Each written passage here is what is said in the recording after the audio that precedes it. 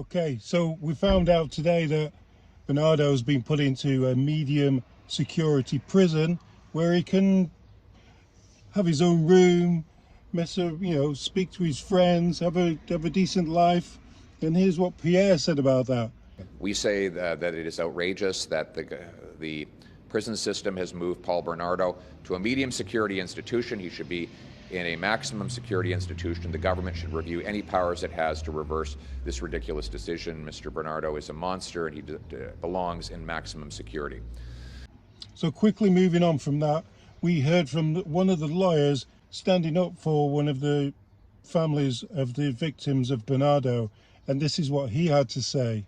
Well, I think it's completely unacceptable, and quite frankly, I would go further, given that this is a public institution funded by the taxpayers of Canada, that not just the French as the Mahaffey should have further information, but the Canadian public should be having further information to understand how and why these decisions are made.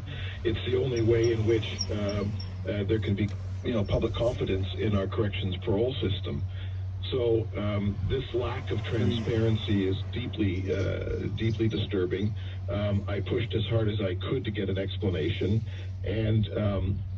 and when I hear that we're not entitled to this information, neither the Frenches, the Mahaffeys, or the general public, because of Paul Bernardo's privacy interests under Section 8.2 of the Privacy Act, that is appalling. And what they don't say, and we do have a case before the Federal Court of Appeal, which I argued in February. We're waiting for the decision, dealing with this very issue about the privacy interests of offenders like Paul Bernardo.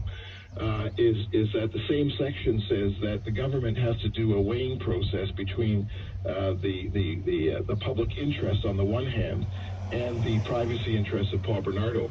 They don't talk about that, but what I do know as a matter of practice, because I've been doing this for 43 years, the Corrections Canada and the Parole Board do not draw a distinction between someone who does a white-collar crime and is sentenced to a fixed sentence, and someone like Bernardo, who's not just convicted of first-degree murder and sentenced to life imprisonment.